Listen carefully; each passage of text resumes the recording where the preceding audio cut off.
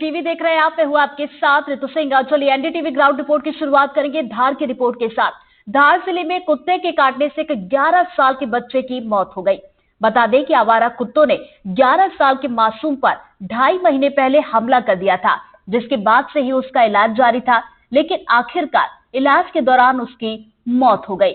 वहीं इस घटना को लेकर लोगों में नगर पालिका के खिलाफ गुस्सा है।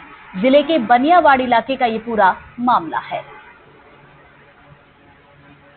शहर में बढ़ते हुए आवारा पशु और कुत्तों के आतंक को लेकर के एनडीटीवी ने पहले भी प्रमुखता से खबर चलाई थी ताकि कहीं कोई बड़ी घटना ना हो जाए, लेकिन एक दुखद घटना इस बीच फिर घट ही गई।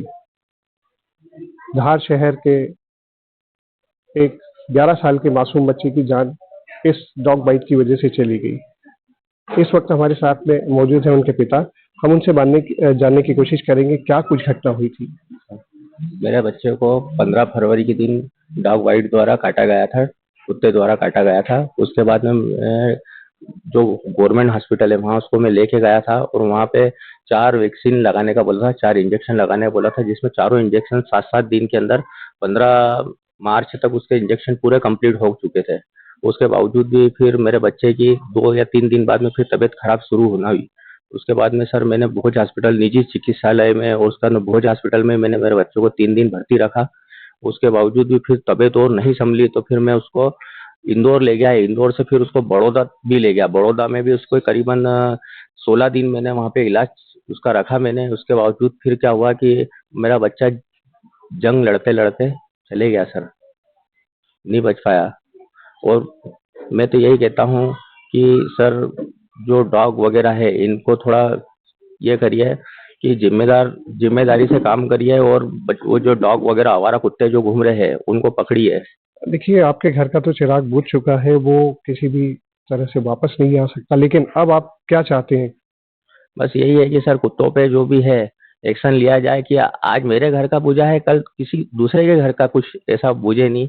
और बस यही कहना चाहता हूँ सर मैं।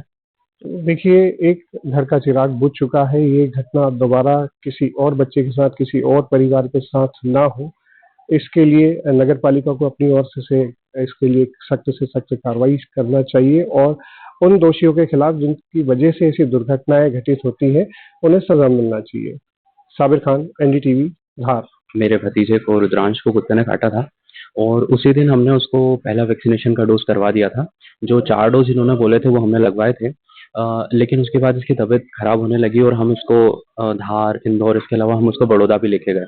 लेकिन फिर जब हम इसको वडोदरा में इसका ट्रीटमेंट करवा रहे थे तो वहाँ के डॉक्टर्स ने हमको बताया कि जो डॉग बाइट होता है वो उसके टाइप्स अलग-अलग होते हैं, फर्स्ट, सेकंड और थर्ड, जिसमें अगर ब्लड निकलता है तो उसमें इनको इम्यूनोग्लोबिन का इंजेक्शन भी लगाना होता है। लेकिन इसके बारे में जानकारी धार के गवर्नमेंट हॉस्पिटल ने हमको नहीं दी। वहाँ के डॉक्टर्स ने हमको ये वाले इंजेक्शन को लगाया इम्यूनोग्लोबिन का, जिसके कारण इतनी बड़ी घटना हमारे यहाँ पे हो गई। और अब जो ये घटना है, इतनी बड़ी घटना घट गई है, इसके पीछे मतलब कहीं न कहीं वो सारे लोग ज़िम्मेदार हैं जिन्होंने अपनी ज़िम्मेदारी, अपनी ड्यूटीज़ को सही तरीके से नहीं किया। यहाँ जितने भी आवारा कुत्ते हैं उनको सबको पकड़ना चाहिए, क्योंकि आज भी सभी गली में, आज हमारे मोहल्ले में कम से कम 25-30 कुत्ते आवारा घूमते। कोई एक्शन ही नहीं है। नगर पालिका आराम से सो रही है। आज जो मेरे मोहल्ले में घटना हुई है, आज उनके परिवार में ना तो कोई प्रशासन का अधिकारी मिलने आया, ना कोई नगर पालिका से मिलने आया। अभी सप्ताह में 6 से 8 मरीज आ रहे हैं और महीने में मोटा मोटा मान के चलो 20 से 25 केस रिपोर्ट हो रहे हैं। और ऐसे सीवियरिटी वाले केस पहले आए थे बीच में, बट अभी कोई सीवियरिटी वाला केस नहीं आ रहा। और मेरे नॉलेज में जहां तक है कि अभी तक कोई डेथ या कोई रेबीज वाला केस रिपोर्ट नहीं हुआ अभी 2-3 महीने में तो। और धार के बाद रुक करेंगे शिवपुरी की रिपोर्ट का, जहां